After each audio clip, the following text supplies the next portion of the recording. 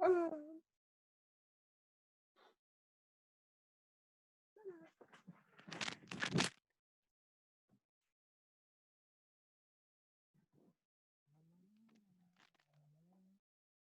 tarde, boa tarde. Oi. Câmera aqui. Maria Júlia. Aqui está funcionando. Vai ter nada para cá. Boa tarde, pessoal.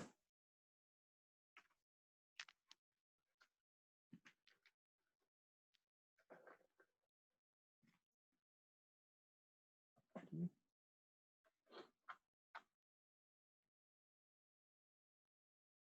Deixa eu compartilhar aqui a outra tela.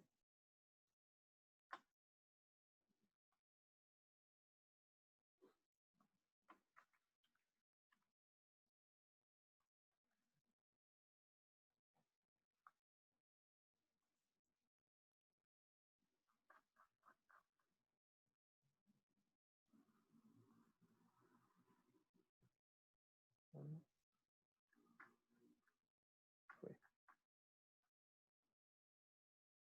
Aqui.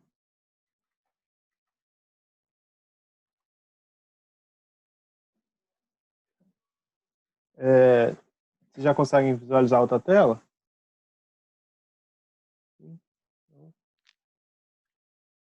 Tá. Deixa eu ver. Vou colocar aqui para gravar pelo OBS também.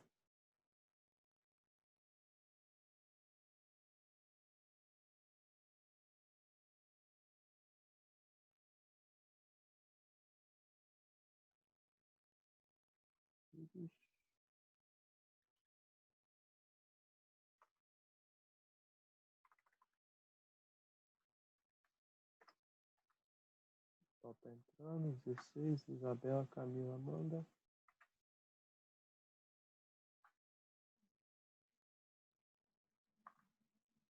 É.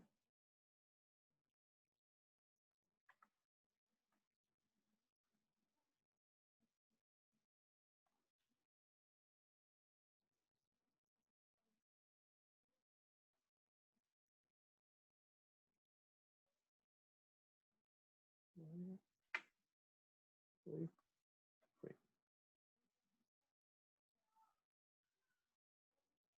Pessoal, a gente vai continuar os tópicos das últimas aulas, né? A gente vai continuar falando sobre os testes de hipótese. Na última aula a gente falou sobre o Q quadrado. Então, nós começamos a falar, olha, se eu tenho agora uma forma de, a partir de um segmento de dados, construir uma hipótese, pode ser a fundamentação do meu problema principal da pesquisa, eu consigo comprovar ela de duas formas por enquanto. Primeiro, eu posso fazer com o teste do Q quadrado, fazendo a representação de calcular, montar uma tabela 2x2, ir lá e fazer a estatística, né? Elaborar o teste, depois comparar com a tabela do teste do Q quadrado. E na segunda forma, que foi aquela primeira forma que a gente viu nas semanas passadas, foi falando sobre o valor P. E é justamente nessa segunda forma que eu tinha prometido que a gente ia voltar para poder falar das diferenças entre os testes estatísticos quanto às hipóteses, né, que a gente poderia escolher. E aí a gente retoma o conteúdo do valor P para a gente conseguir fazer um entendimento melhor de como que esses testes poderiam se encaixar na hora de vocês fazerem a investigação por meio das hipóteses que vocês possuem. Então, eu começo falando com vocês a respeito dos tipos de testes que a gente tem.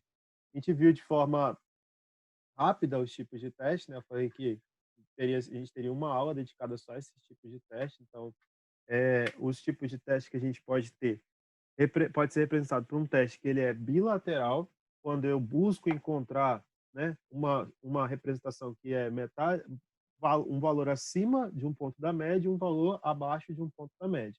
Então, o teste bilateral, eu poderia fundamentar a hipótese da nulidade sempre buscando algo sendo diferente de um número.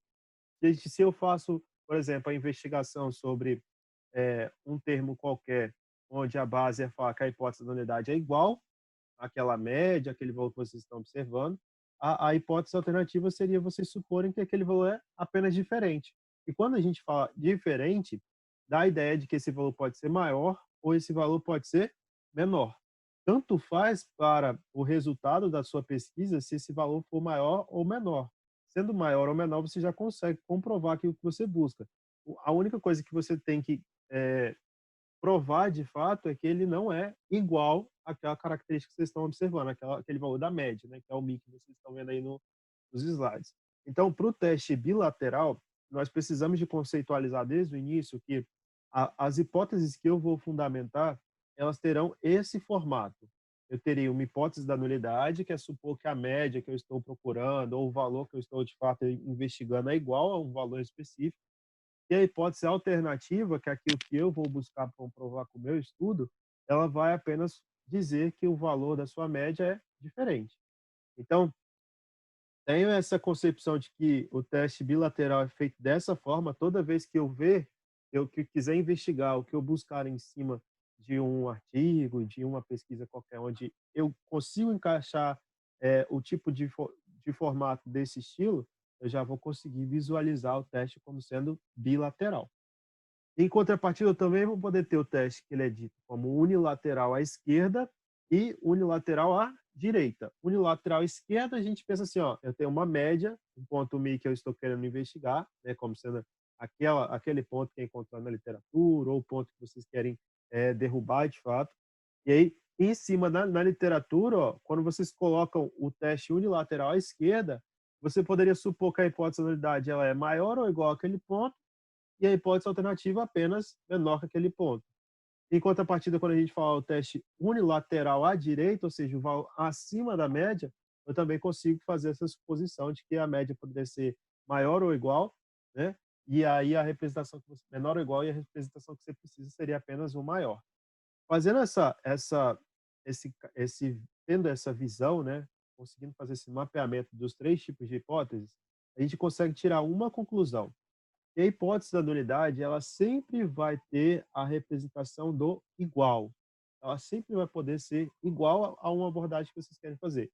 Se eu quero investigar os níveis de plaquetas no sangue quando uma pessoa está com dengue, né? Você está querendo fazer uma investigação sobre esses níveis. Você tem um patamar mínimo para você investigar, então a nulidade, a hipótese da nulidade, você já vai supor sendo aquele número mínimo que você já tem o estudo prévio respaldado com relação a isso. E você vai investigar e qual tipo de estudo que você vai utilizar vai depender basicamente da hipótese alternativa. A gente retoma o que nós falamos na aula passada, em falar sempre que o teste que eu vou executar, independente da área, independente do ramo que vocês estejam aplicando, né, o teste de hipótese, ele sempre vai atacar a hipótese da nulidade. A gente costuma dizer que a hipótese da nulidade ela é sempre verdadeira. Eu vou começar a minha pesquisa supondo que a hipótese da nulidade ela é verdadeira. E ao término da minha pesquisa, eu vou comprovar se aquela hipótese ela continua sendo verdadeira ou se o estudo que eu realizei tem fundamento estatístico suficiente para rejeitar aquela hipótese. Por isso que quando a gente vai montar o teste do Q quadrado, por exemplo, o nosso resultado final, ele se fundamenta em rejeitar ou não a hipótese da nulidade. Porque se não fosse assim, eu poderia falar assim, olha, eu vou aceitar a hipótese alternativa, mas nosso direcionamento final do teste é sempre em relação à hipótese da nulidade. E aí, retomando da onde a gente parou na aula passada, né? A gente concluiu falando sobre o teste do Q quadrado, falando que eu posso aplicar essas duas formas do Q quadrado, né, com relação aos valores esperados e os valores calculados. A partir do Q quadrado desse jeito aqui, seria basicamente a gente conseguir construir olhar para um catálogo, né? Eu consegui, deixa eu ver, alguém mandou mensagem aqui. O professor Ryan está tentando entrar, eu já aceitei. Se foi atrasada essa mensagem, pede para ela tentar de novo. Tá, Carol? Então a gente vai conseguir mapear. Se eu estou vislumbrando um cenário onde eu tenho um resultado que é esperado e um resultado observado, eu vou estar atuando com essa fórmula inicial que vocês estão vendo aqui, né? Esse teste aqui quadrado aqui. E foi até o testezinho que eu mostrei para vocês lá no no TAC da semana passada, né? Tinha uma possibilidade de um percentual esperado, uma possibilidade do percentual observado, você só tinha que fazer a comparação do maior ou igual, né, para poder determinar o teste do quadrado. Até então eu não pedi nenhum TAC para vocês fazerem conta, porque é, essa primeira parte realmente ela é um pouco teórica, né? Eu estou tentando manter a teórica, porque agora com esse teste de hoje, com a apresentação do Q quadrado do valor P da forma como a gente vai ver agora, né, na aula hoje, vocês vão conseguir fazer esses exercícios que são mais aplicados, onde vocês vão fazer continha de fato. Então, esperem que nas próximas semanas vocês já vão ter exercícios que sejam de fazer conta, porque vocês vão ter o passo a passo geral para você executar o teste na aula de hoje, né? Então, tá, eu tenho esse objetivo aqui de determinar se eu aceito ou rejeito a hipótese da nulidade, e a partir desse objetivo eu vou construir as minhas hipóteses. Construir as minhas hipóteses, executei o teste, se for com Q quadrado, eu utilizo uma dessas duas formas. Terminei a execução das formas, eu vou ter um valor calculado e um valor tabelado. Faço a comparação do valor calculado com o valor tabelado e, de acordo com essa comparação, eu posso rejeitar ou aceitar a hipótese da nulidade. Foi isso que a gente concluiu na aula passada. O teste do Q quadrado é um teste que é simples, a gente não tem aquela dificuldade que nós poderíamos observar nos outros testes, né, nas outras contas com relação às formas, com relação aos princípios matemáticos, que é uma fórmula geral, onde eu faço a soma das linhas e colunas e só aplico aqui, como vocês viram na aula passada. Aquele exemplo da tabela 2 por 2 que eu mostrei para vocês, né, onde vocês conseguem fazer esses testes de associação e tudo mais. E aí, em cima dessa possibilidade de fazer o teste, vocês vão conseguir determinar também uma medida que a gente vai chamar de medida de associação para o teste do Q quadrado. Às vezes, apesar do teste dar errado por algumas circunstâncias, ou quando o teste dá certo e você precisa evidenciar o nível de associação das suas variáveis, existe um teste que se chama teste de Euler, né? Onde vocês, utilizando essa formulazinha que vocês estão vendo aí, ó, pegar o valor da associação de x e y, multiplicar por D, depois subtrair por BC, ó, A vezes D menos BC, que é aquela parte do teste do Q quadrado que fica lá embaixo, né? Ó, fica aqui, ó. Aqui na fórmula, pega essa ponte aqui de cima e divide agora pelo contrário, né? Soma aqui os dois elementos, eu consigo determinar um teste que se chama teste de Euler, né? O coeficiente de Euler. Esse coeficiente de Euler traz para a gente uma relação, tipo aquele coeficiente de correlação que a gente viu lá nos TACs passados, né? Nas semanas passadas, onde vocês faziam associação de x e y e via se existia associação entre os elementos. Então, o coeficiente de Euler ele serve para a gente como um reforço do Q quadrado. Eu vou ter um valor do Q quadrado, onde eu posso aceitar ou rejeitar a hipótese da nulidade, e nos casos onde eu preciso ainda de enfatizar qual o nível de associação entre essas variáveis que eu tenho, eu posso usar essa formulazinha para poder falar e ter essa conclusão, como a gente já tirava no coeficiente de correlação. Se eu encontrar o y igual a 1, eu vou ter uma associação que ela é dada como associação perfeita positiva. Se eu encontrar o y igual a menos 1, associação perfeita negativa. Se eu encontrar o y igual a zero, eu não tenho uma associação dessas duas variáveis. E depois, se eu tenho aí uma representação de resultado de 0 até 1, associação positiva, e de menos 1 até 0, associação negativa. Parte da mesma ideia que a gente tinha com o coeficiente de correlação atrás, só que agora a gente tem os valores mais pontuais, né? Eu não tenho aí, eu não consigo falar que essa associação é forte, fraca e tudo mais. Eu só consigo falar se o crescimento dessa variável ela leva em consideração o segundo crescimento, quando a gente tem uma associação positiva, ou se eu tenho variáveis que são inversamente proporcionais, ou seja, quando uma aumenta, a outra diminui, quando a outra diminui, quando uma diminui, a outra aumenta, né? Consigo fazer essa troca aí, falando a respeito dessas duas variáveis. Então, tem o Q quadrado. Para o Q quadrado tem duas fórmulas, o esperado, né? E a fórmula para a tabela 2 por 2. E nos casos onde eu estiver usando a tabela 2 por 2, eu posso utilizar o coeficiente de Euler para reforçar o resultado que eu possuo ou ainda dar evidências de que eu tenho uma associação que pode ser direta ou inversamente proporcional entre as variáveis que eu estou estudando. Tá. Então, esse coeficiente de Euler é só uma fórmula que vocês podem aplicar, né? Não é nada difícil de se fazer, né? Vocês podem pegar o exercício como base, usar a fórmulazinha que vocês vão encontrar, tanto o teste do Q quadrado quanto o coeficiente de Euler para esse caso. Tem nos slides da última aula, né? Tem a execução desse teste aqui. Então, vocês podem olhar por ele. E, em seguida, né, que a gente vai tratar hoje é retomar o assunto do valor P para a gente associar nas próximas aulas o próximo teste que nós vamos estar estudando, que se chama distribuição T. Então, a partir de agora, vamos retomar o conceito que a gente tinha falado sobre o valor P. Olha o que eu coloquei aqui como o principal ponto de análise para a gente tratar nessa aula de hoje, que se chama significância estatística. Toda vez que a gente vai retomar uma pesquisa, né, ou seja, pegar a execução de algo que vocês já executaram na prática ou ao que vocês ainda vão investigar, no final da sua pesquisa, você precisa de comprovar se vai existir significância estatística daquilo que você se propôs a fazer ou não. Então, dizemos que há significância estatística quando o valor P é menor do que o nível de significância adotado. Esse nível de significância adotado a gente já viu que é o alfa, né? O que é o valor do alfa? É aquele valor que vai mensurar qual é o grau do erro que a minha pesquisa aceita. Então, o valor do alfa é um valor que eu vou ponderar. Se o valor para a minha pesquisa é de 5% permitido, eu falo que minha pesquisa assume, né, um erro de 5% possível e ainda assim ela vai ser considerada verdadeira. Se eu falo que o erro é 3%, então eu assumo que o meu erro máximo é de 3% e tudo que estiver acima disso não é aceitável. Então, é justamente isso.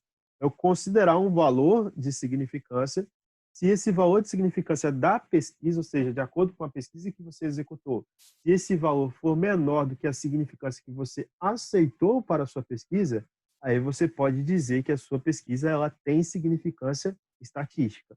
Ou seja, se o erro aceitável, que vocês consideravam como sendo aceitável, vai ser de fato utilizado ou não aí.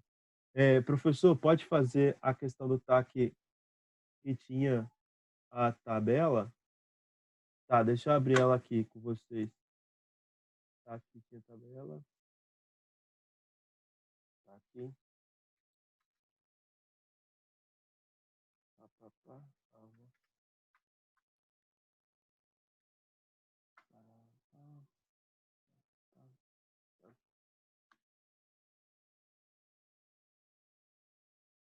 Questão semana 2. Tá. Deixa eu abrir ele aqui. Deixa eu ver se ele ainda fica aberto para editar. Aí fica. Tá questionado. Semana passada eu quase abri o TAC da semana na outra turma. Vocês viram no vídeo. Da tabela, e quadrado 1.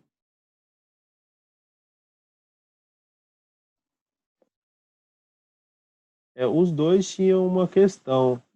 Tinham questões de. Deixa eu ver aqui. Vou mostrar aí para ver se você me fala se é esse ou outro. Era esse ou o da luva?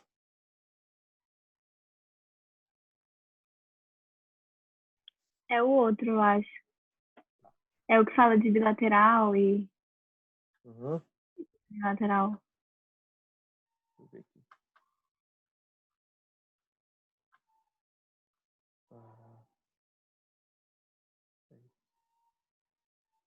Nossa senhora, tem uma criança chorando.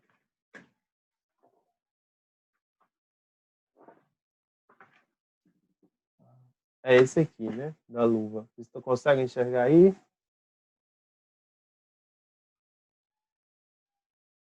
Tá um pouco pequeno. Tá. Vou ver se aumentando aqui fica melhor. Essa questão aqui, ó, quando a gente olha para a questão, eu consigo já mapear duas variáveis típicas, né? Eu tenho duas variáveis marcas de luva A e B. A pergunta diz: a administração do hospital deseja verificar se as luvas das marcas A e B são homogêneas quanto à permeabilidade de um vírus. Para isso, realizou-se um experimento no qual 240 luvas da marca A e 240 luvas da marca B foram submetidas à tensão. Durante os testes, 151 luvas da marca A e 134 luvas da marca B deixaram passar o vírus quando submetidos à tensão. Tabela 1 resume esse estudo. Pronto, tem essa tabela aqui. Então, o meu objetivo final de cara já é, olha, testar se existe, né, de fato, diferença quanto à permeabilidade de um vírus por meio dessas duas luvas. Então, o teste da nulidade vai ser supor que as duas luvas não têm distinção quanto à permeabilidade. Né? Tem aqui, ó, a permeabilidade das luvas é igual para a luva A e a luva B, então a probabilidade da luva A e a luva B que deixarem passar do vírus seria a mesma, e a permeabilidade das luvas são diferentes. Então, a gente já tinha evidenciado isso na última aula, né? Quando a gente fizesse... Eu tenho que ter decidido aqui, mas pode ter sido um erro. Então, quando a gente fizesse o teste, se eu falei que a hipótese alternativa já leva em consideração ser diferente, a investigação de determinar se a permeabilidade de A é maior ou menor que a de B vai ser independente do teste. Vai ser possível. Se A for maior que B, isso vai ser aceitável. Se A for menor que B, isso também vai ser aceitável quanto ao nível de permeabilidade. Então, para esse teste, ó, só poderia ser um teste estatístico bilateral. Vocês conseguiram entender isso ou a dúvida não era em relação a isso? Você estava querendo perguntar, Eduardo? Não, era isso mesmo. É porque eu não tava conseguindo entender mesmo, tipo, É mas sempre agora eu assim. entendi. Vamos pensar sempre assim, ó. O bilateral, a palavra que vai aparecer na hipótese alternativa é sempre diferente. Bilateral. Diferente, ele pode ser maior ou menor. Unilateral, à esquerda. Ó, esquerda, se minha média está no centro, né? À esquerda, abaixo da média, né, que aí vai estar trocado para vocês, por conta da câmera, mas se estiver abaixo da média, é menor. Unilateral, à direita, acima da média, maior. Entendeu? Uhum. Sim, obrigada. Nada. Aí, pessoal, em cima dessa ideia aqui, que a própria Gabriela, a Eduarda perguntou, né, do teste aí ser unilateral, bilateral, acho que hoje a gente vai conseguir avançar um pouquinho nesse sentido para vocês conseguirem sentir a diferença no teste, porque aí no teste vocês vão ver que dá uma diferença sim, assumir que é menor, assumir que é maior e assumir que é diferente. No primeiro momento, então, a gente precisa de entender esse valor P. O valor P é o nível de significância que eu tenho para a minha pesquisa, onde eu vou fazer essa comparação do nível de significância, no erro possível, com o valor que eu admito como sendo possível. Normalmente, esse alfa adotado aqui, né, esse alfa, que é o nível de significância adotado para a pesquisa, é de 5%. Normalmente, a gente fixa esse alfa em 5%, e aí, se eu encontrar um valor P que seja menor do que 5%, eu consigo rejeitar a hipótese de nulidade. Se eu encontrar um valor que seja maior do que 5%, eu consigo, não posso rejeitar. Então, essa é a primeira coisa que a gente tem que ter em mente. Antes de falar de que quadrado, antes de entrar no próximo tópico de distribuição T, a gente precisa de entender o valor P, porque às vezes ele é o pontapé inicial da pesquisa. Se de cara, já no valor P, eu já consigo rejeitar H0, eu não preciso fazer nenhum outro teste. Eu já posso pegar e ficar com o próprio valor P como sendo o nível de significância aceitável. Normalmente, nas pesquisas de artigos, quando vocês encontrarem, vocês vão encontrar um valor, um pezinho do lado e um menor do que isso. Menor do que 0,01, menor do que 0,05. Ou seja, o erro da sua pesquisa é menor do que aquele percentual que o autor está dizendo. Então, por isso que a gente trabalha com esse valor P como sendo tão significante. Eu trouxe um exemplo para vocês que a gente vai fazer a leitura juntos, e aí a gente vai conseguir entender, em cima desse exemplo, os diversos tipos de sentido que a gente poderia levar para considerar essa pesquisa. Então, ó, uma suinocultura usa ração do tipo A, que poderia ser um teste de uma droga, poderia ser qualquer coisa. Vamos imaginar como sendo o próprio elemento aí, que seria o teste de duas rações, como a gente fez lá com as luvas, né? Uma suinocultura usa a ração A, que propicia, da desmama até a idade do abate, um ganho de 500 gramas por dia por suíno, né? desvio padrão de 25 gramas. Então, ela garante que se o porquinho comer aquela ração, ele vai ter esse ganho de peso aí por diário. Então, o fabricante da ração B, uma ração concorrente, vocês podem imaginar uma ideia de uma pesquisa que poderia ser relacionada a esse mesmo nível, né, de comparação de ideia. O fabricante da ração B afirma que nas mesmas condições, sua ração propicia o ganho de 510 gramas por dia, né? Então, nas mesmas condições indicadas, eu estou oferecendo um produto que é melhor. É evidente que em termos financeiros, se for verídica essa informação, a fabricante da ração B pode falar que existe aí de fato um benefício se utilizar a ração B em relação à ração A, né? Então, o exemplo da suinocultura é um dos exemplos mais que a gente tem assim de utilização nos livros de bioestatística e tudo mais. Então tem do porco, tem do gato, tal, só para poder evidenciar exemplos que vocês podem visualizar no dia a dia, mas que podem ser transcritos quando vocês querem fazer relação de custo com a aplicação de alguma comparação, seja de um fármaco, seja de um teste, ou seja de qualquer outra ideia que vocês tenham em mente aí para poder evidenciar uma pesquisa. Então, ó, se o criador tem que decidir, né, tem de decidir com base em uma amostra se o ganho dos pesos suínos está sendo melhor com a ração B do que com a ração A gente pode encarar isso como sendo um próprio teste estatístico, né? Eu posso evidenciar essa pesquisa aí e executar isso como se fosse um teste. Como que a gente poderia imaginar isso aqui sendo um teste estatístico? Qual que seria a primeira coisa que eu teria que fazer? Primeira coisa do teste estatístico qualquer é elaborar a hipótese da nulidade e a hipótese alternativa. Eu vou começar hoje um teste, quero fazer hoje uma pesquisa. Eu vou iniciar uma pesquisa e um projetinho. Você vai ter que montar os objetivos e tudo mais. Depois, se já tiver fundamentado o projeto, o que você vai fazer? Em cima dos seus objetivos, você vai montar duas hipóteses. Certo? Então, olha, vamos olhar para essas duas hipóteses que estão elaboradas aí. H0, a média do ganho diário dos porquinhos lá, né, é de 500 gramas por dia. Se isso for verdade, ou seja, se de fato a ração B não tiver um ganho maior do que 500, aí a ração B não é a melhor opção. Se eu comprovar isso aqui, ó, a ração B, isso não é a melhor opção. A ração A continua sendo a melhor opção. Já está lá em contato com o produtor, né? Agora, vamos lá, olha para H1. H1 seria eu afirmar que o ganho médio da ração B é de 510 gramas por dia. Então, o que eu quero comprovar é H1. H1 virou meu objetivo. Tá? Vocês podem escrever isso, né? Escrever a sua hipótese, ou você pode representar de forma matemática. Ó, a média ela é uma média M0, né?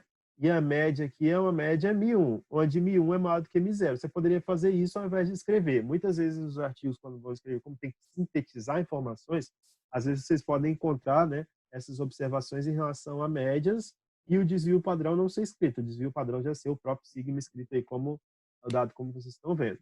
Então, quando eu consigo imaginar essa hipótese, eu já consigo vislumbrar quais são os dois possíveis erros que a gente já teve nas últimas aulas, né? Erro do tipo 1 e erro do tipo 2. Aí eu coloquei embaixo aqui para vocês o que o livro traz para vocês também, né? Se uma hipótese estatística especifica o valor do parâmetro, ela é referida como hipótese simples. Quando a gente está querendo comparar um único valor, hipótese simples, eu quero descobrir que a média é igual a 510 miligramas. Eu não quero descobrir se ela é 508, 520, 530. Dependendo da forma como eu vou adotar aqui, o 509 poderia ser um valor útil, mas para a gente aqui não seria aceito, porque o 509 não vai entrar como uma base do parâmetro. Mas o que eu vou investigar a partir de agora é conseguir determinar, olha, se a minha hipótese alternativa ela está sendo construída com maior, com menor ou com diferente. Nesse caso aí, quando vocês colocam apenas o igual na hipótese alternativa, a gente chama essa hipótese de hipótese simples. Quando a gente inclui o sinal de maior, menor ou diferente, a gente vai chamar essa hipótese de hipótese composta. Então, seria composta, por exemplo, se considerássemos o valor maior do que 500. Ou seja, se porventura o ganho com a ração B for maior do que 500, isso torna a ração B maior. Isso poderia ser uma segunda hipótese formada, né? Mas nesse caso aí a gente fundamentou sendo apenas igual. Lá na frente eu vou mostrar o que essa característica leva em relação a todo o resto. Tá. Então, eu posso determinar aí que essa hipótese que a gente fundamentou como sendo a hipótese H0, em qualquer circunstância, em qualquer problema que vocês vão iniciar, a H0 ela começa iniciando como sendo a hipótese verdadeira. Ela é a hipótese verdadeira até que você consiga comprovar o contrário. Se você não conseguir comprovar o contrário, você não vai tirar aquela hipótese, você não vai conseguir derrubar aquela hipótese. Então, se eu falo ali, ó, que a hipótese H0 é a média igual a 500 gramas por dia, eu estou afirmando que a ração B é pior do que a ração A, né? Ou o ganho é o mesmo, pelo menos, né, de 500 gramas por dia. Neste caso, então, é sempre bom vocês terem isso em mente, porque a hipótese alternativa que vocês vão, a hipótese da nulidade que vocês vão criar, normalmente é aquela hipótese que você já supõe que é verdade. Ou a hipótese que você supõe que é verdade, mas que você precisa de derrubar. Então, até eu conseguir comprovar que eu posso rejeitar essa hipótese, eu não vou conseguir fazer nada. E aí, a primeira forma de eu conseguir rejeitar essa hipótese é utilizando o valor P, a comparação do valor P. Como que eu posso começar essa questão? Começa a questão elaborando a hipótese, depois verificando os dois tipos de erro. Então, o erro do tipo 1, que é o nosso alfa, e o erro do tipo 2, que é o nosso beta. O alfa, então, para todos lembrarem, nunca esquecerem, né, disso, o alfa é quando, se eu de fato falar que a ração B é verdadeira, né, e aí o produtor vai lá, troca a ração A pela ração B, quando na verdade isso era falso, e os leitãozinhos, ao invés de engordar mais, acabam perdendo mais peso do que deixando de ganhar peso, como se ele tivesse continuado utilizando a ração A. Então, reparem, né, esse exemplo é legal porque a gente consegue visualizar a ideia do peso, a ideia do ganho, justamente pela troca do elemento. Então, o erro do tipo 1 faz com que eu tenha uma tomada de decisão que vai influenciar na sequência ali daquela operação que seria a utilização das rações dos porquinhos na suinocultura. Quando eu observo agora para essa análise, já tendo essa ideia do erro do tipo 1 e do erro do tipo 2, eu preciso de dizer qual que é o erro aceitável. Se vocês estivessem fazendo uma pesquisa, por exemplo, lá para a área da cardiologia, vocês vão ter que pesquisar nos artigos qual que é o erro aceitável para aquele estudo que vocês vão estar fazendo.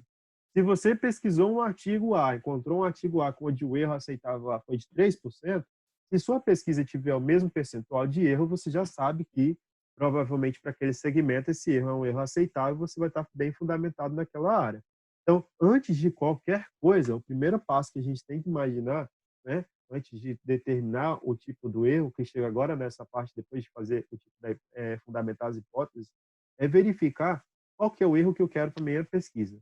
Lembrar sempre que, às vezes, um erro muito pequenininho é bem difícil de se encontrar, né? Às vezes, ter um erro aí de 1% é uma coisa muito difícil. Então, às vezes, a gente tenta buscar o menor erro, mas a gente não consegue chegar nesse menor erro de uma forma muito fácil. Então, às vezes é bom vocês aceitarem que a busca pelo erro padrão, um erro aceitável, um erro médio, é melhor do que você investigar o menor erro possível. Ou seja, eu quero achar 0,5% de erro. Talvez isso seja muito difícil de achar. Mas 2, 3% ou 5%, talvez isso não seja aí, vai fundamentar o tipo de pesquisa, o tamanho da amostra que vocês vão estar utilizando de fato.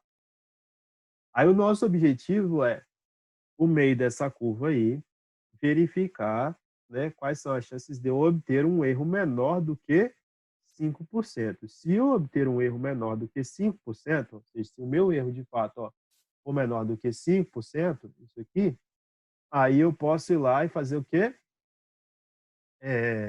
Rejeitar a hipótese da nulidade, né? Se o valor que eu encontrar for menor do que 5%. Só que existem circunstâncias, pessoal, que às vezes a gente encontra o valor P e esse valor ele é fundamentado pela curva de distribuição normal. O que a curva de distribuição normal traz para a gente?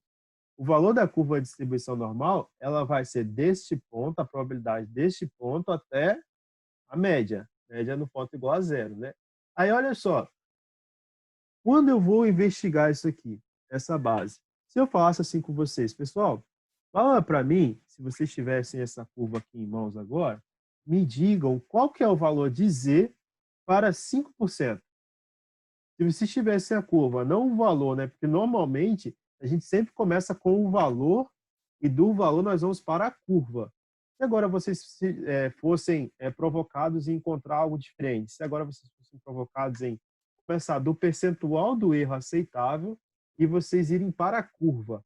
Ó, o percentual do erro que eu estou assumindo para a minha pesquisa é de 5%. Então, o valor de alfa para esse caso aí, ó, vale 5%.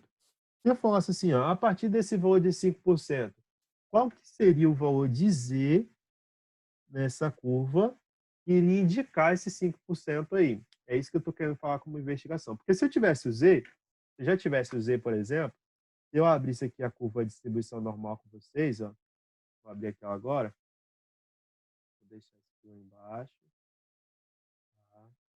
Deixa aqui no cantinho e vou trazer para cá. Ó, vamos olhar para a curva de distribuição normal aqui. Aí eu vou fazer assim, perguntar o seguinte para vocês, ó. Se vocês observarem aqui e vocês tiverem o valor de Z, vocês vão encontrar a probabilidade, né, deste ponto, que a gente chama aqui como próprio ponto Z até a média, que seria o zero. A gente fez isso nas últimas aulas. Agora, a minha pergunta é o contrário.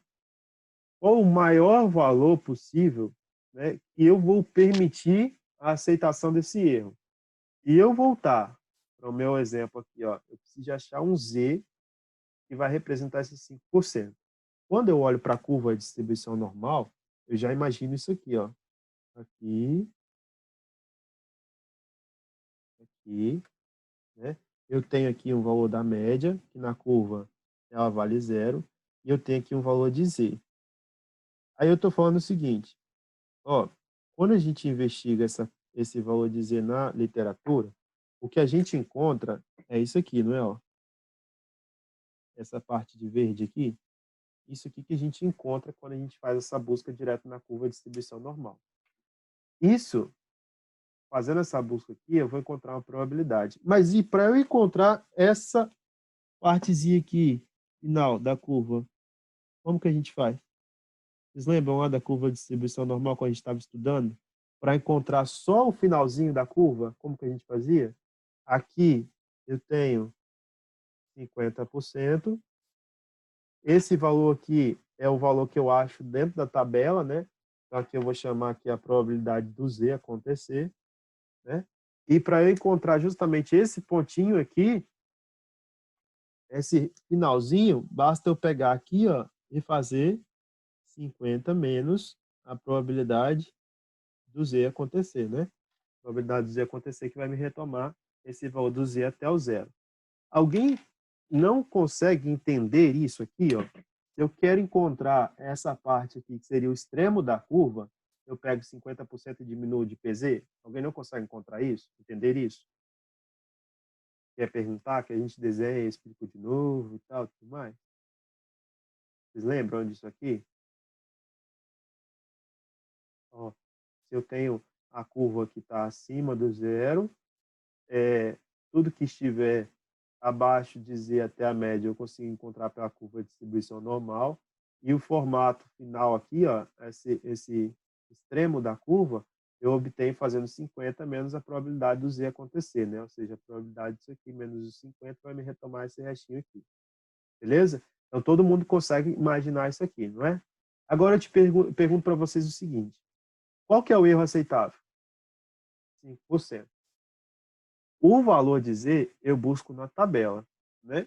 Eu busco na tabela uma probabilidade. Então, qual que é o valor que eu devo buscar de percentual na tabela para eu encontrar algo aproximado de 5% aqui? Eu tenho que buscar na tabela para encontrar 5% para esse finalzinho. Ó, se isso aqui vai me dar 5%, ou seja, de 50 menos a probabilidade que eu busco para Z é igual a 5%, então a probabilidade que eu vou buscar para Z vai ser justamente eu encontrar algo parecido com 45. Se eu encontrar algo parecido com 45 lá na tabela, eu consigo determinar quem que é Z. Ou seja, eu consigo determinar um valor que vai me conceber a representação do que eu busco para a minha tabela. Então, para conseguir fazer isso aqui, para conseguir identificar isso aqui da minha tabela, eu já consigo olhar para a tabela, que é a curva de distribuição normal que está aqui, e verificar esse valor que eu busco. Ó. Eu busco um erro máximo de 5%. Então, a probabilidade máxima de ser de 0 até Z é de 45%, porque se daqui para cima tem 50%, eu busco um erro apenas de 5%, para esse restinho aqui ser 5%, é porque o todo o resto equivale a 45%. Então, ó, vocês vão buscar aqui um valor que seja próximo de 45. Ó. Vocês podem pegar uma linha, colocar uma linha aqui reta assim, ó, e vir olhando. Ó, aqui eu estou com algo em torno de 40, aí vai de 40 até 41, né? Aqui, ó, 43 até 44.800. Quando eu chegar no 45, eu vou parar, hein? Ó, 49, 40, 48.45, 44.45, ó, encontrei. Esse aqui, ó, é o valor que eu tenho mais próximo de 45%. Conseguem reparar? E esse valor mais próximo de 45% equivale ao número de Z igual a quanto? Ó, ao número de Z igual a 1,65.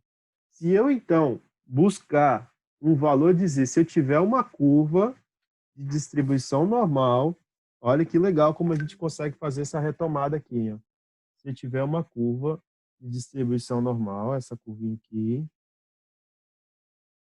onde o valor de Z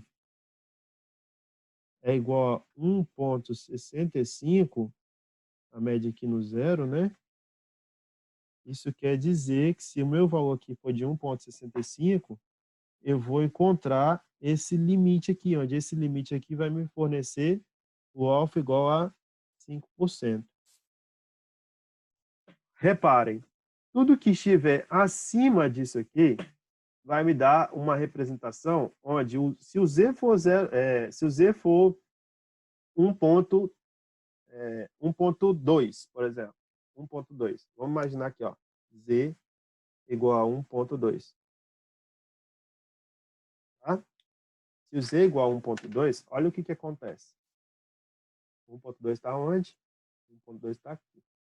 1,2 está aqui, então é 1,2 e eu vou buscar 1,20, né, que vai me dar esse valor aqui de probabilidade, tá vendo? Então, qual que é essa probabilidade para 1,2? Para 1,2, ó, a probabilidade que eu vou encontrar é de 38,49, né, por cento. 38,49%. Isso aqui é a probabilidade de eu encontrar essa faixa verdezinha aqui.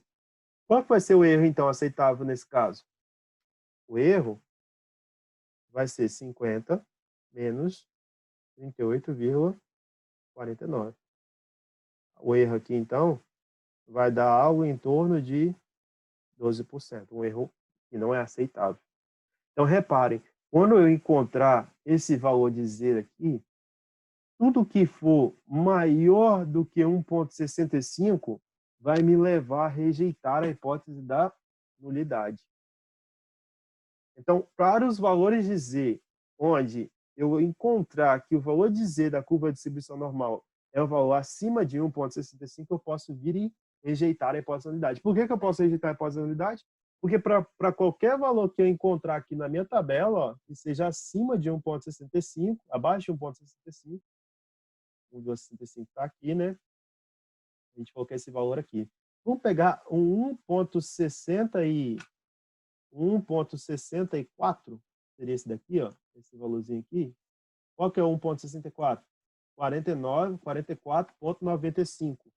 Então, ó, para 1,64, por exemplo, se o Z for 1,64,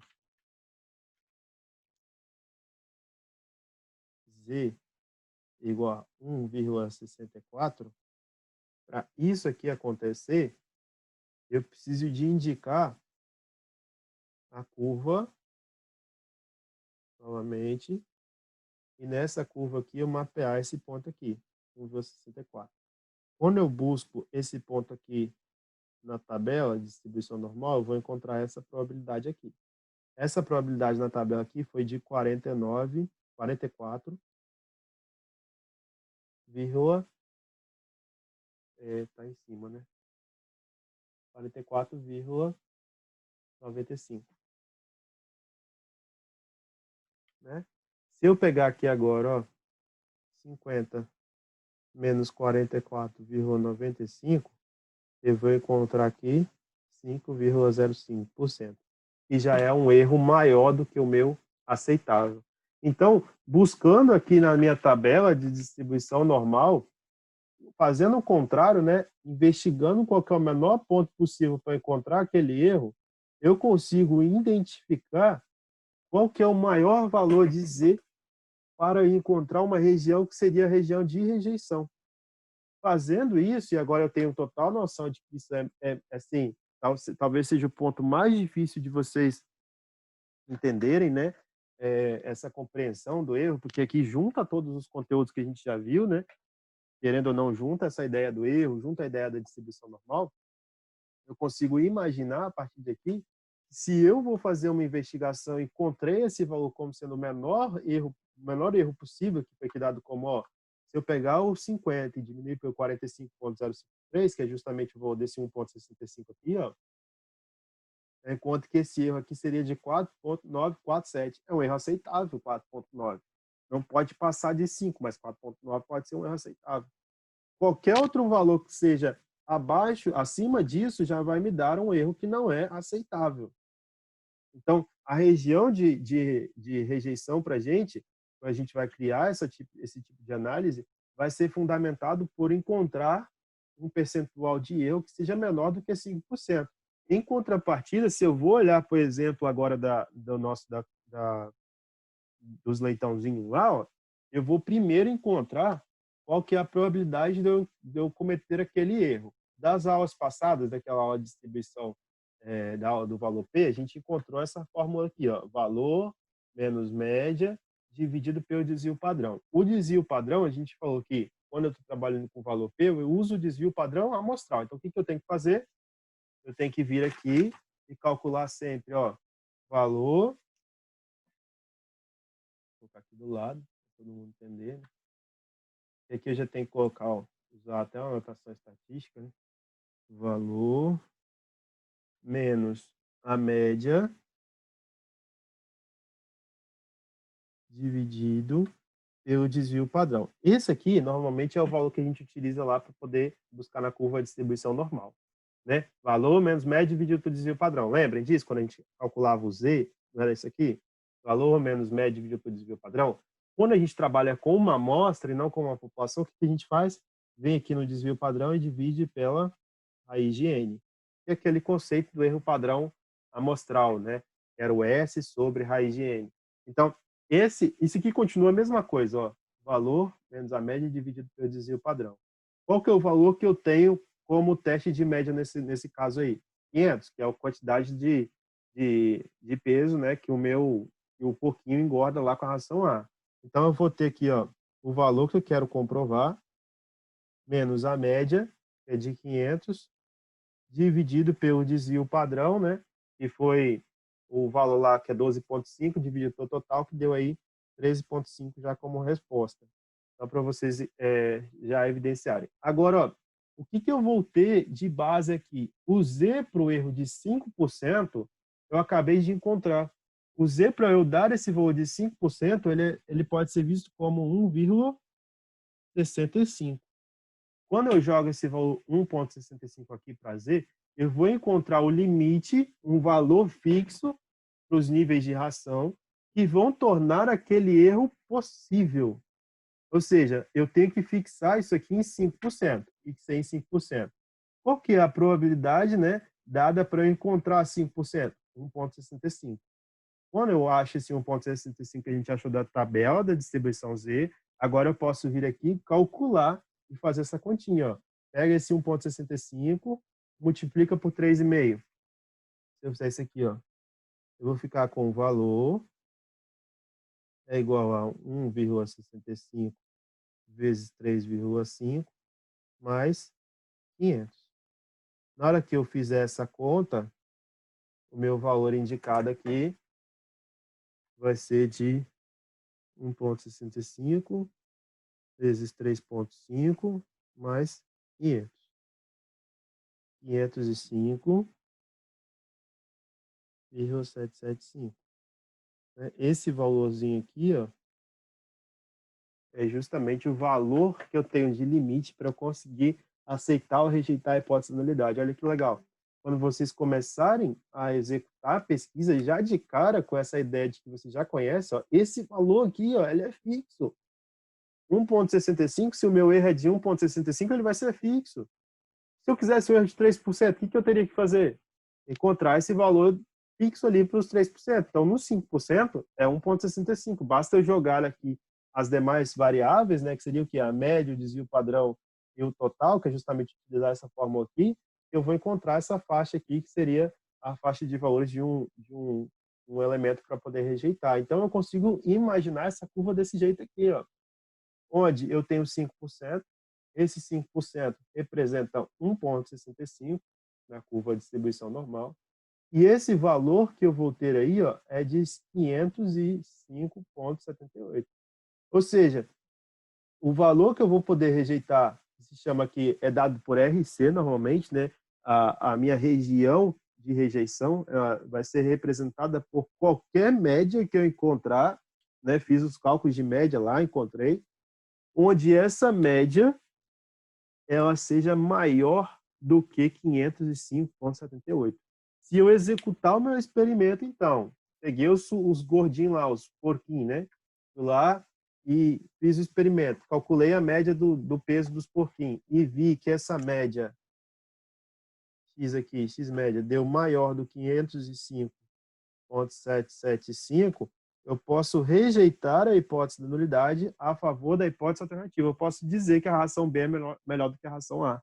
Então, reparem, olha, bastou buscar um valorzinho na curva de distribuição normal, vir até aqui, encontrar a faixa o valor específico, esse valor específico que for acima constitui a região que eu preciso de determinar para poder rejeitar a hipótese da nulidade. Neste exemplo, então, ó, rejeita-se a hipótese H0, a conclusão é de que a ração B é superior à ração A. Se, né, eu não rejeitar essa hipótese H0, a conclusão é de que as ações são estatisticamente iguais. Aí fica aquela coisa, olha, eu posso, entretanto, não partir da análise como a gente tinha feito, onde eu busquei um valor igual a 5%. Eu queria encontrar ali meu alfa igual a 5%, né, de erro, eu queria encontrar apenas que minha hipótese era fundamentar que a ração B era igual a 510. Não sei se vocês recordam aqui, né, mas no objetivo inicial, a gente queria dizer que a hipótese era igual a H1.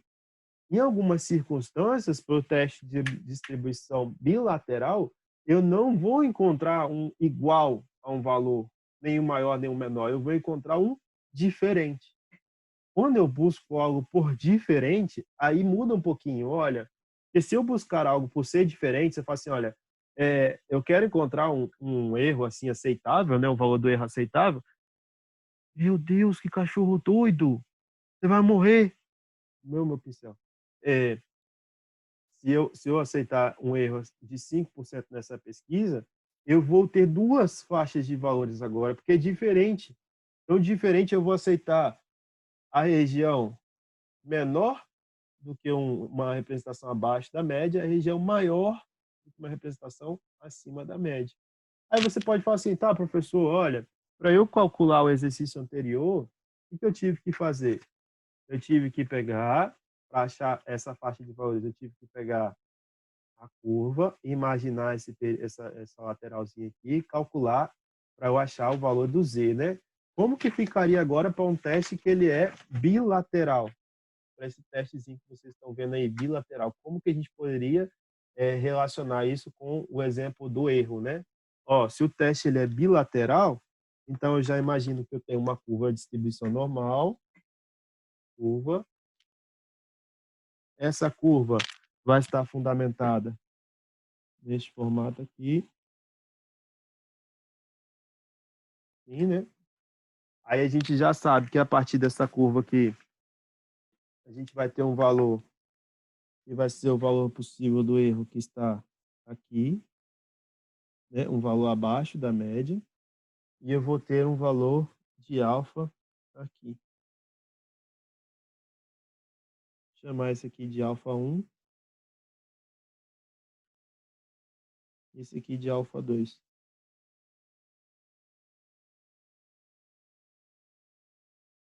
Aqui é o meu ponto zero.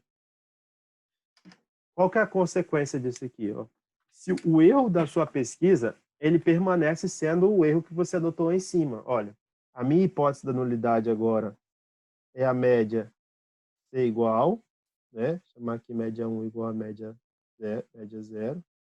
E a minha hipótese alternativa, H0 e H1, a minha hipótese alternativa seria falar que a minha média 1 é diferente da minha média, que seria a ração 2. Né? Uma é igual, a outra é diferente. A diferença aqui, agora, dessas duas hipóteses. Só que o erro que eu vi falar como um erro aceitável é um erro de 5%.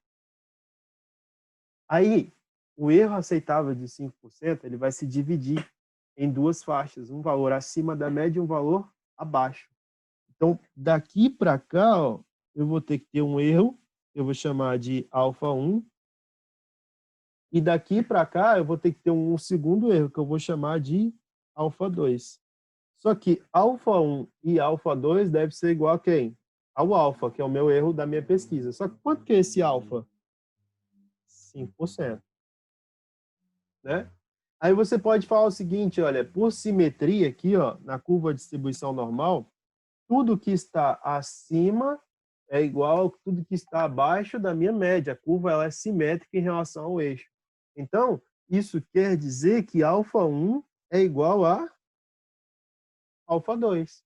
Então, eu posso falar que os dois são a mesma coisa que alfa 1. Ou seja, os dois são iguais, então alfa 1 é igual a alfa 2, então eu posso vir aqui e falar que esses dois são elementos são iguais. Então, alfa 1 mais alfa 1 dá 2 alfa 1, igual a 5%. Logo, alfa 1 vai ser o quê? 5% dividido por 2. Aí você fala assim, tá, professor, mas e se eu não tivesse deixado como percentual? Se eu tivesse deixado na forma de alfa? Vocês iriam ter em mente que alfa 1 seria o próprio alfa que vocês possuem de erro aceitável, dividido por 2. Então, esse valor aqui de alfa 1 é igual ao valor do alfa 2, né? Que são as duas representações da curva. Então, você pode falar que aqui, ó, isso aqui equivale a alfa sobre 2 e aqui equivale a alfa sobre 2. Os dois lados são alfa sobre 2. Qual que é a consequência disso? Qual que é o erro que a gente tem possível? 5%, não é? Então, o alfa 1, o erro possível para uma dessas bandas aqui que eu vou buscar, o máximo possível dele é 2,5%. O máximo que eu vou permitir para o erro é de 2,5%, porque eu sei que esse erro vai ser contabilizado duas vezes, não uma vez só. Quando a minha curva de distribuição normal era assim, ó, eu só pegava essa curva de um lado, então todo os 5% estava aqui. Agora, o meu 5%, metade está aqui, metade está aqui. Só que a curva de distribuição normal me fornece o quê? Ela me fornece esse lado. Se eu subtrair do 50%, eu encontro esse lado de cá. Não é? Então, vamos fazer isso? Vamos pegar a mesma coisa e vamos calcular? Ó. Eu posso falar que eu tenho 50%, que é o total de um lado da curva, né? E eu vou pegar esse total e vou subtrair de 2,5, que é o erro que eu quero achar como aceitável. Então, 50 menos 2,5 dá 47,5%. Esse 47,5% eu tenho que encontrar na curva para eu poder definir quem que é esse alfa 1 aqui, que vai ser um Z, e quem que é esse alfa 2, que vai ser um Z2, Z1 e Z2, né, na minha curva. Então, eu vou lá e visualizo isso. Ó. Aqui eu tenho que encontrar 47. Então, ó, 45, 46, 46, 46, 47. Aqui já deu alguma coisa. 47,5, né, que a gente precisa. Aqui é 47, então tá na linha de baixo. 47,1, 47,1, 47,2, 47,5, achei, ó. 47,5. Então, o valor do alfa, do Z que eu vou ter que buscar, ele está nessa linha, eu sei disso. Posso falar que é 1,9, aí eu vou buscar agora o 47,5 que está aqui, ó. Pega aqui e vou deslocar isso até aqui, para eu descobrir qual que é a segunda casa. Então, é 1,96. Então, esse 1,96 vai ser o valor do Z, 1,96. Qual que é a consequência disso aqui para a minha curva de distribuição normal? A sua curva de distribuição normal vai ser essa daqui. Você desenha a curva, assim, né? Aqui, ela vai estar descrita aqui, bonitinha. Tá? Eu até comprei outra caneta para poder desenhar a curva bonitinha. Aí, em cima dessa curva aqui, eu vou ter um valor para Z, igual a 1,96, e o outro valor para Z igual a menos 1,96. A média a gente sabe que está aqui no meio. E aí, a faixa de valores que eu encontrar, ó, vai me dar o erro daqui para cá. E vai me dar o erro daqui para cá. Esse erro aqui, máximo, é de 2,5. E esse erro aqui é de 2,5. Então, o erro máximo que eu vou ter é de 5%, eu continuo obedecendo o valor que eu estipulei no início do teste. Então, repare que não é tão simples, você consegue mapear isso, mas às vezes a gente tem que juntar esses conceitos, né, para a gente entender a ideia do teste estatístico aplicado para cá. Aí, em cima disso, a gente encontra, né, esse 1,96, eu tinha mostrado para vocês lá, e aí a gente pode falar, olha, pega o valor que eu tenho, 1,96, e faça a mesma continha do exercício anterior. 1,96 igual ao valor que eu quero achar para o intervalo, menos a média dividido pelo desvio padrão, né, o desvio padrão amostral. Encontrei um valor para ZC, aqui. Faça a mesma coisa para o segundo valor, encontrei o valor para o outro ponto, que seria esse de cá. Então, agora eu sei que se eu quero descobrir aí se a ração ela é boa, né? É aceitável, né? Com o percentual para cima ou para baixo, ou seja, eu posso falar assim, tá, mas se a ração não piorar tanto, é aceitável ainda porque o custo dela é menor. Então, eu quero descobrir, ó, se ela um pouquinho engordar ou um pouquinho emagrecer apenas 5%, eu vou aceitar.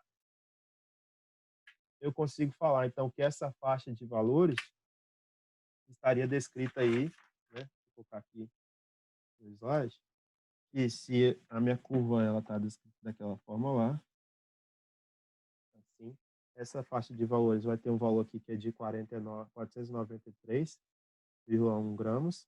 Isso aqui vai ser aceitável, vai ser rejeitado, né? E daqui para cima isso também vai ser rejeitado. Então, 506,9 gramas.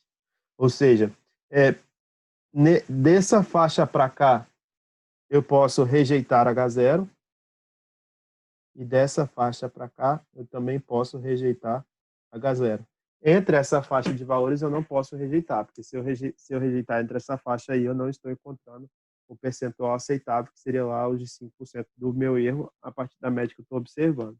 Então, galera, é legal a gente ter essa ideia em mente, né, quanto a essa comparação, porque realmente, tudo que a gente for fazer a partir de agora, a gente vai partir dessa análise que eu tenho um ponto de erro aceitável, esse ponto de erro aceitável vai refletir diretamente no que eu vou estar buscando, e esse valor que eu busco vai também diferenciar quanto à busca do erro que vocês vão estar evidenciando, se é um teste bilateral, se é um teste unilateral e tudo mais. No próximo conteúdo, que é a distribuição T, vocês vão ver que se o teste for unilateral, eu vou ter um tratamento para poder fazer isso. Se o teste for bilateral, eu vou ter outro, o lateral esquerda e direita também é a mesma coisa. Então, tem aqui um segundo exemplo, onde a gente fixa o valor esperado como 504 e pede para poder fazer esse novo desenho, né? Então, esse aqui eu vou deixar para vocês tentarem fazer em casa, depois eu vou montar um vídeo explicando isso para vocês, antes da próxima aula. E a ideia dessa questão aqui é justamente vocês conseguirem mapear o erro de 5%, fica fixo 1,65 aqui. Esse 1,65 foi eu buscar os 5% lá na curva. Se eu diminuir para 2,5, eu busquei 47,5. Se eu diminuir para 1%, o que eu vou ter que buscar? O 49, por exemplo. Se eu quisesse achar um erro aí com alfa máximo de 1%, eu teria que buscar lá na curva o valor de 49, porque 50 menos 49 dá 1. Então, a minha curva de distribuição normal aqui, ó, eu teria que buscar o valor mais próximo de 49. Vocês vão vasculhando, vasculhando, vasculhando, até encontrar esse valor. Aqui dá 48, né? Ó, aqui eu tenho 48,9 e aqui eu tenho 49,01. Então, o valor que eu vou ter, por exemplo, para um erro admissível de 1%, o valor de Z vai ter que ser o 2,33.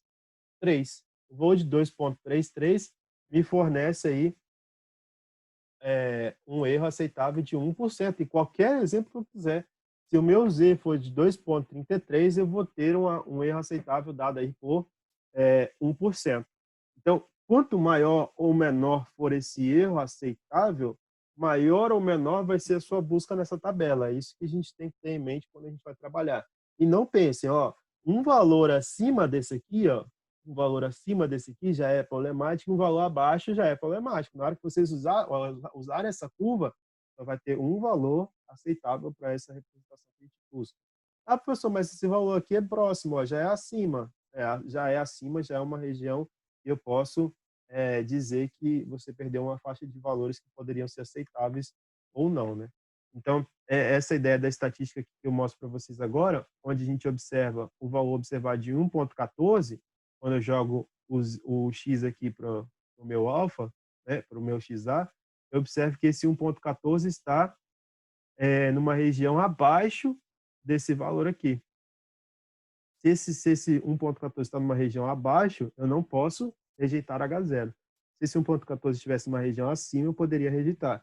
Quer ver? Ó, pega o 1,14, está aqui, e faz a investigação. Na hora que você fizer a investigação do 1,14, ó, 1,14 é 1,1, pega aqui, leva até o 4, né? 1,1 e tem que levar até o 4. Aqui. Então, ó, ele me dá uma probabilidade de 37,286. Então, se o meu Z ali for de 37,286, a probabilidade de 37,286, se eu fizer 50 menos 37, isso aqui, ó, 286 vai dar 12 alguma coisa. Vamos chutar aqui algo aproximado de 13%. 13% de erro é muito maior do que aquele erro que eu aceitei, que foi o erro de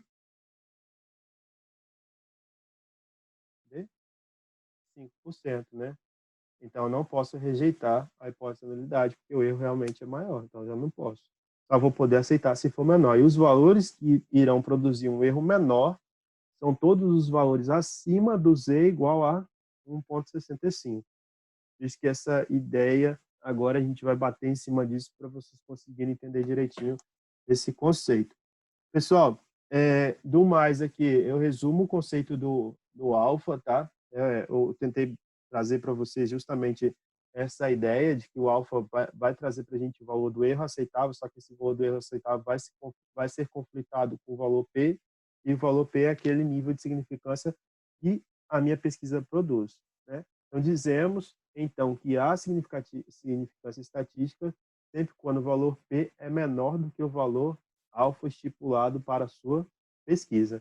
Nesse exemplo aí do 1,14, ó, eu tenho que o nível de significância dele é de 12,75, 12,71%. Quer dizer que se o meu erro, por exemplo, fosse permitido de 15%, eu poderia aceitar a hipótese de nulidade, eu poderia rejeitar a hipótese de nulidade. Se o meu erro fosse de 15%, mas para um erro de 5% eu não posso, porque a significância dessa pesquisa para 1,14 ele dizer me traz o valor de 12,71. É um conceito mais pesado assim que eu acho da disciplina, tá? Eu até recebi um comentário curioso não vou falar quem, né? Mas eu acho que não está aqui agora. Não está aqui? Não. Não está? O aluno que for comigo, professor, esses taques eu estou muito facinho, tá parecendo que está querendo facilitar para a turma. Eu não estou querendo facilitar para vocês não, tá, galera?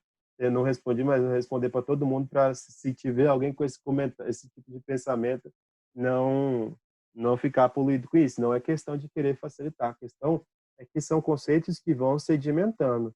Eu não podia cobrar uma questão de cálculo no TAC passado para vocês, sendo que a gente não tinha nem visto o conceito primordial do valor per ainda. Então, a gente vai sedimentando os conceitos. O objetivo, desde o início do curso que eu falei com vocês, é vocês entenderem a abordagem da bioestatística. Se eu quisesse que vocês fizessem cálculo direto, eu poderia passar só cálculo, mas eu acho que vocês iriam perder, né, aquele entendimento sobre a visão do que vocês investigam quando vocês vão procurar uma estatística de um teste qualquer. É por isso que eu não estou passando teste, não estou querendo facilitar, eu estou querendo que vocês aprendam o essencial para entender uma pesquisa, para reproduzir uma pesquisa e para poder absorver esses conceitos da melhor forma.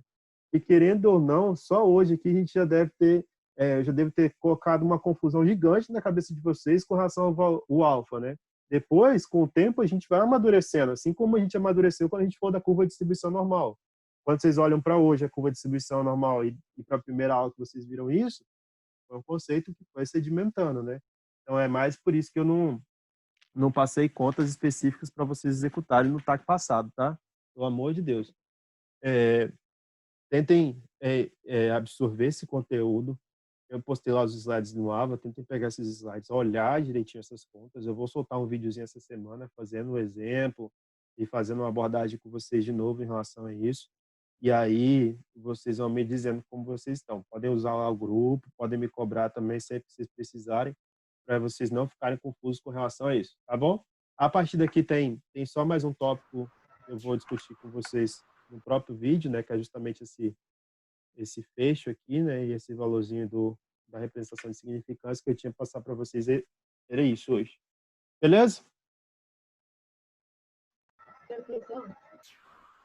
Beleza, pessoal? Boa tarde a todos. Fico disponível aí. Se vocês precisarem, vocês gritam lá no grupo. Tá bom? Professor, Pode falar. Não tinha escutado não, Marília. Tá baixo o áudio. Você vai passar pra gente os slides? Eu coloquei lá no Ava. Eu jogo lá no grupo também. Tá bom? Tá bom, obrigada. Nada. Eu acho que nem foi a Marília que falou. Outra pessoa agora. Não, foi a Vitória. Tá bom. É porque ela falou baixinho, baixinho. Então, pessoal, eu posto lá também para vocês e aí a gente vai conversando. Beleza? Boa tarde a todos. Beleza, professor. Valeu. Tá bom.